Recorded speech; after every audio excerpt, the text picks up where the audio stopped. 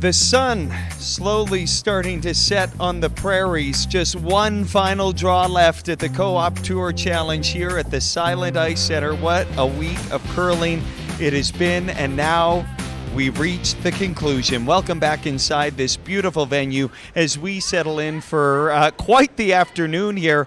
3 sheets are going to be filled with curling action as we welcome you to Ice Level. Devin Heroux alongside Jennifer Jones and Mike Harris is, we're going to have a lot of time to talk about the men's final, Dunstone versus Mowat. But how about the showdown right behind us? It's going to be Sipka against Kennedy, JJ, and some connections to some elite curlers. Yeah, we have Ben Hebert's daughter, Sloane, is out there. I knew Sloane when she was a little baby, and to see her out here on the Grand Slam ice, it's unbelievable. Super excited for these kids. Mike, when they walked in here earlier today, bright-eyed, taking it all in, yeah. U15 in a slam venue on Championship Sunday. Yeah, I can't imagine. What fun for them, and then Mark Kennedy's niece is skipping the other team, so I'm sure the guys are watching. They're down their way down to the Pan Continentals, and it's a thrill, I'm sure, for them, but also for us. It's great to see, kids of friends of yours, and it's good fun. Special stuff, no doubt. Okay, let's get to the main draw, no doubt. It is Matt Dunstone, Jennifer, against Team Mowat, 2 teams at the top of their game. Yeah, I'd say these are the 2 best teams in the country, or in the world actually, right now. They're just playing so well. You have Team Mowat, who's just super consistent, raising the level of their game back to what we saw last year, and just really unstoppable when they're like that. But then you have Matt Dunstone, super confident right now. He's calling shots that I don't even know are there, and he's making them, and he's won back-to-back events. It's remarkable. Mike, do you believe this Dunstone team can take down Mowat today, and what will it take to do that? Yeah, I believe they can. I know Matt believes they can, which is the important part. And I think at the end of the day, they're going to have to be at their best. Bruce and their team, when they're on their game, a little bit we talked about Rachel earlier today, when they're on their game, they're really, really hard to beat. And Jen mentioned they're the best at the hit and roll. When they get their weight controls down and they're able to roll to to pinpoint accuracy, they're just a really tough team to come to beat. But is Matt capable? Absolutely. Will they? That's to be seen. But, I give a slight edge to Mowat at this point. You know what Matty told me last night in the postgame? He said it's a number 1 ranked team in the world against the hottest team in the world, and he can't wait to play this game here today. A short time ago, it was Team Holman winning an astounding 19th Grand Slam title. Jen, this one was almost over before it started. A 4-0 lead after a miss in the first stand. Yeah, you don't see that from Alina Petz very often. She's so steady and so consistent, but missed a bad one in the first stand, gave up a steal of 4, and against a team like Team Holman, you just can't recover from that. And yet they tried, Mike. And there was a point in the game, an interesting point in the game, where Team Holman decided to take one. Right, and that, I think we can speak about that new rule where you're only allowed 1 blank per end. So they're up 2 playing the 4th end. And rather than just blanking the end and taking hammer to 5, they elected to take one, which, at the time, is this going to work out or not? That wasn't the problem for Team Tirinzoni. They just couldn't make any more shots. But I think it really just is a statement about how the rule changed this particular week. We've seen a lot of strategic changes. We saw a lot in the semifinal. Teams not, like we talked about it in our pregame before, teams didn't want to win a measure. Right. Because they wanted the hammer going home. So we're going to see a little bit more of that, I suspect, over the next couple of Grand Slams. And definitely an interesting wrinkle. And I think of the changes, the blank end rules, this is actually a popular one with the players, more popular anyway. Sure. The shootout. Depends who which you team ask. you're going to be, but and who won it. Right, and who won it. But I like the changes that we've seen so far. Yeah, another one of those, less thinking time. Jennifer, has that influenced any of the play this week? It shouldn't, really. We have had less thinking time here, but now it's really on par with the Worlds, the Scotties, the Brier. Before we used to have more time at the Slams, and now it's on par, so it shouldn't really impact things. As they introduce the teams to the ice here, Sipka versus Kennedy and the men's under 25, Maeda and McNamara, as we count down to first rocks here. Over to you, Mike, about what we should be watching for early in this game between Mowat and Dunstone. I believe they're drawing for the hammer. They have the same point total, I believe, and they'll draw for hammer. So that will be important. I think more important for Dunstone. I think if Dunstone can have the hammer early, establish a lead against Mowat, that will be helpful. But Team Mowat with probably the best game I've ever seen played in the Slams was at the St. John's last year in that final, where Mowat did not have the hammer to start against Jacobs. He just curled 100% and found a way to get the hammer. Took him 6 ends to get the hammer, so to speak. But I think the pressure is definitely on Dunstone to win the hammer in order to get early control in this one. All right, last thought to you, Jennifer Jones, on what has been a pretty extraordinary week here. The semifinals were awesome. Let's hope this men's final is awesome, but maybe just some thoughts on the level of play we're seeing as we work our way into this season and we inch closer to the Olympic trials. I mean, the crowd was awesome, so I think that gives you that sense of that Olympic feel, but you can see the teams turning it up a notch, the intensity. They're coming with more people. We have massage therapists, physiotherapists, more coaches. We got a whole entourage for every team as they really try to get ready and try to figure out the best plan for them to be successful in February. World-class commentary from you two. They'll be on Sportsnet in a short time from now alongside Kevin Martin and Rob Faulds. We are just about set. We'll take a break, and on the other side, we'll take a look at the highlights from the women's final. We'll be back.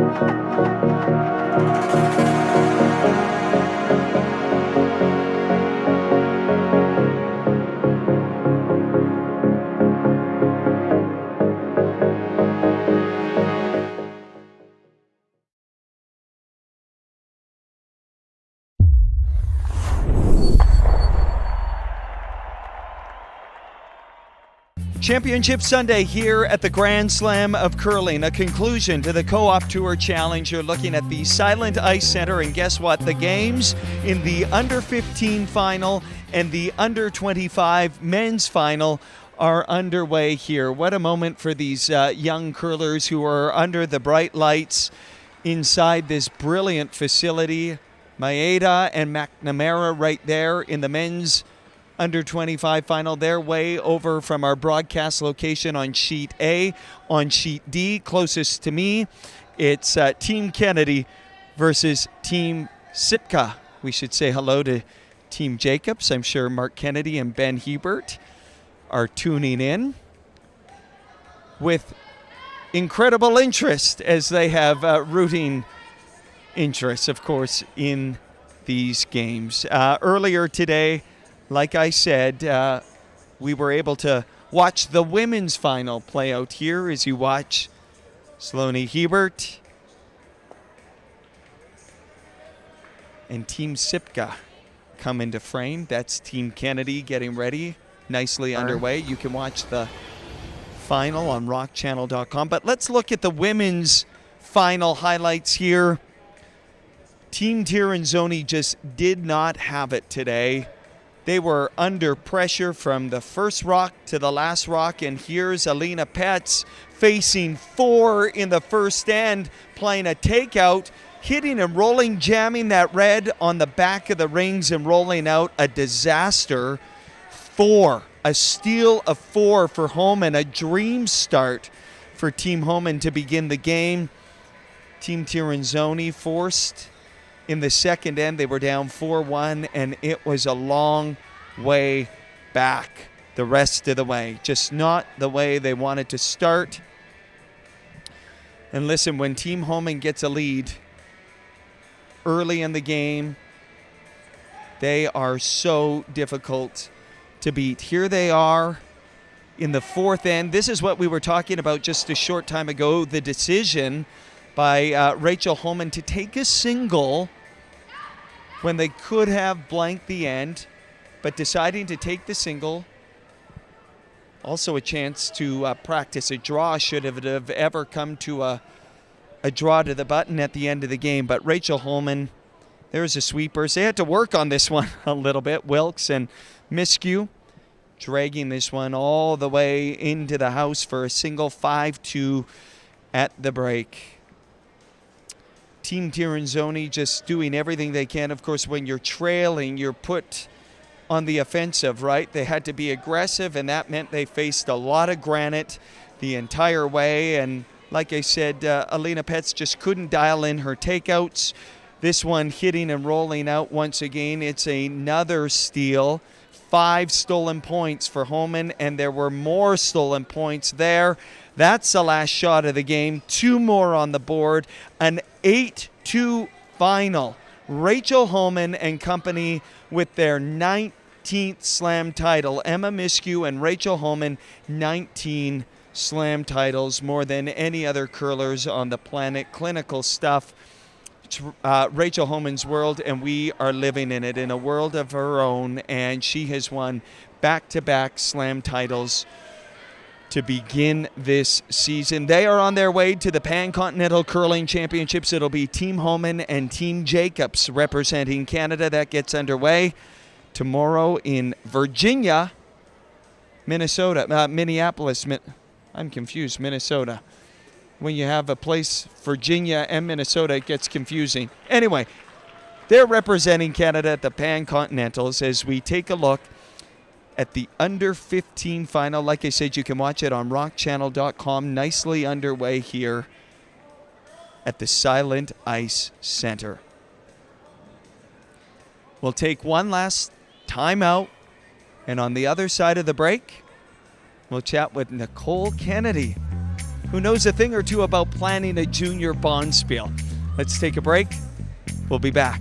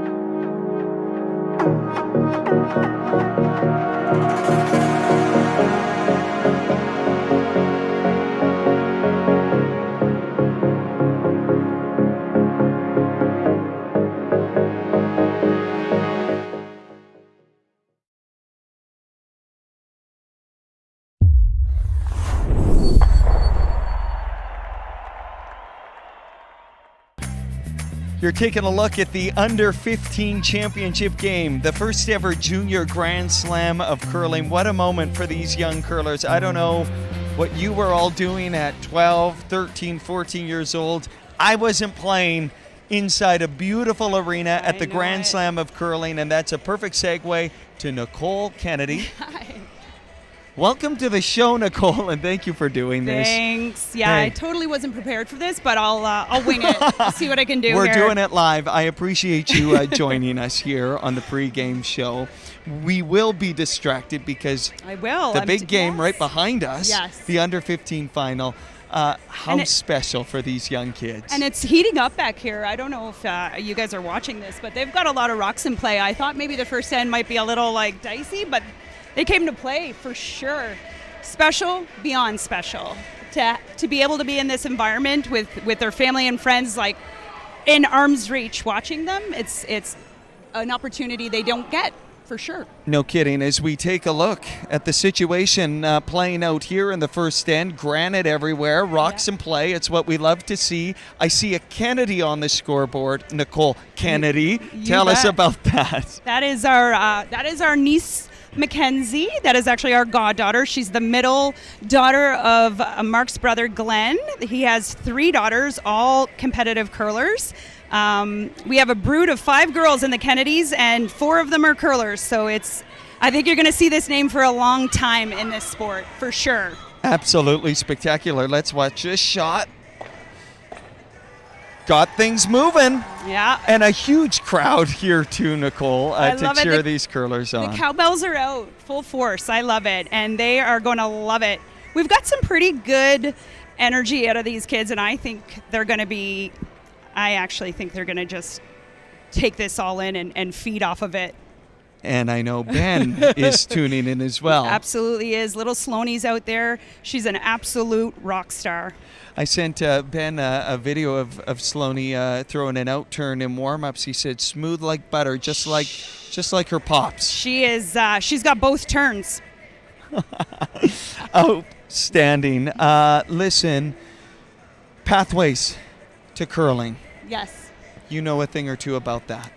Well, we do run a junior bonspiel, and we definitely try to give back to the sport that definitely gave our house a lot. Our family has been involved in this sport for a long time. Ironically, I am not a curler, but I feel like I've absorbed enough to be, I'll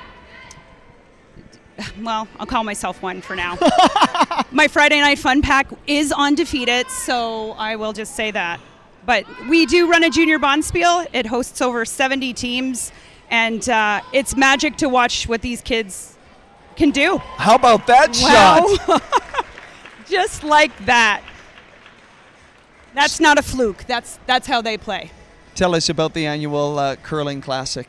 The Mark Kennedy. Registration opens November 1st. We see teams from all over Canada, and we are so proud of this little bonspiel. We hosted it in 3 clubs. Last year we went to 4. It might have been a bit more than we could handle. But we definitely, we love to try to get as many teams in as possible. We try not to have a wait list because we're trying to grow this sport, not turn people away. So we see up to 76 teams. Wow. And we jam them in. They play over three days. They're guaranteed 3 games, and then we have a full playoff system. We give away over $25,000 in cash and prizes, and then we have a big old-fashioned dinner and social, and those tables clear in seconds after that meal is finished. The tables are being rolled out, chairs are being stacked up by those kids, and the dance party starts, and we literally have to kick them out of the building. Beautiful. It's amazing. We've had John Morris on the show throughout this, and he was a big part of helping the Junior Grand Slam of curling take place, and he said, we just have to find a way to keep kids in curling. We do, yeah. Kids like to play curling, not as much watch it. Yeah. We've discovered, but they love to play. Wow. How about that hit and roll? Holy moly. I'm not surprised, actually. I thought it was going to be this kind of game. I think they're going to show the boys up over on those other two sheets. How about this all-girl final in U15, which is co-ed, just to put it out there. How about this all-girls? Wow. And, of course, you said it, on the other side of the arena, Maeda from Japan taking on McNamara out of Ottawa for Canada. And, of course, it was Gray Withers and her team out of Edmonton winning the U25 women's competition. But you make such a good point. They do want to be playing. They do want to be on the ice. And then they need to find a way to stick around. And there's that gap, Nicole, isn't there, between just coming out here and wanting to play and learning your way into the sport and then the pro. So what are we doing in between? Yeah, that's definitely not my place to answer. That's you got to tap into the brains of Curling Canada and the powers that be to get that going. But it's events like this that expose them to what could be, and this is what's going to help them grow as athletes, and they're going to get a taste of something that they want now. Being in here for sure. Listen, I know you're a curling fan and I know you're following everything. So we have Team Dunstone versus Team Mowat here today. Yeah. Any thoughts? Oh, that's a tough one. They are both phenomenal, and I mean Dunstone's just shown that he's having a really great year. Yeah. Right. So I'm from Cape Breton. We are uber Scottish heritage down east. I've got my Scottish thistle on here. Not on purpose, but I'm gonna go with the Scots today. You're picking Mowat. I'm gonna pick them. Yeah. Okay, now let's talk about your husband and his team. Team Jacobs, they are getting ready to wear the maple leaf. You bet. Something they're trying to get accustomed to doing this season. I sure hope so. Yeah. Yeah. Some thoughts? How's Mark feeling? How do you think this team is feeling going to the Pan-Continental? That's a pivotal tune-up ahead of the trials as well. I actually feel like they feel really relaxed. I think they're looking forward to the opportunity to sort of imitate what the trials and potentially Olympics could be, which is awesome to have that opportunity. And it's kind of cool. Of all the things that Mark has played in his life, I don't think he's ever played in a Pan-Con, so he gets to play in the very last one. Pretty cool. Seems fitting. Yeah, seems fitting. Yeah, and listen, I don't think the Pan-Continental ever sort of panned out the way World Curling expected it to, and yet it is a tournament of significance because you have to earn your country spot at the World Championship. You bet. There's pressure. There's definitely pressure to do that. Yeah. Imagine being the team that didn't qualify. Sure. I'm not sure I'd let them back in. Well, there's only one left, so this is the only time that could happen. Let's hope it doesn't. It's absolutely not going to happen. They're going to do it. You got your hotel room for Halifax? You'll be there? Yeah. It's a tricky situation here in Alberta. You know, we're in a teacher strike right now, so we're kind of playing it by ear to see what happens in this province. We have a daughter graduating this year and one in grade 9, so, you know. There's a lot to figure out. Life goes on in this house. Listen, I have a feeling I'll see you in Halifax, and hopefully the teachers strike a deal they feel happy about. Mark met me in Halifax at the trials in 2005. It'll be our homecoming. 20 years we've been together, and that's where we met, and so it only feels fitting that I'm dancing on a table. Listen, in the patch. you said you didn't know what you'd be talking about, and here you are telling us all these stories. Nicole Kennedy, you always bring it. And filtered, too, today. You see? Not one swear word. All right. Hey, go enjoy this. Kennedy, 2 on the board. They're up. Yeah, it was good. Go watch it. End. Go Thank enjoy you it. very much. Thanks, Nicole Devin. Kennedy here on the pregame show as we count down to the men's final. Of course, the under 15 final already underway. The men's under 25 final underway. It has been a spectacular day of curling so far, and just one draw left as it all plays out here. Dreams turning into reality for these young kids, and for the grown-ups, for the men in the final, of course, they want to win another title. For Team Mowat, they were on a tear last season. Team Dunstone is on a tear right now. It is going to be some sort of dynamite on the sheet behind me here as we take one last look at the Silent Ice Center. Game time.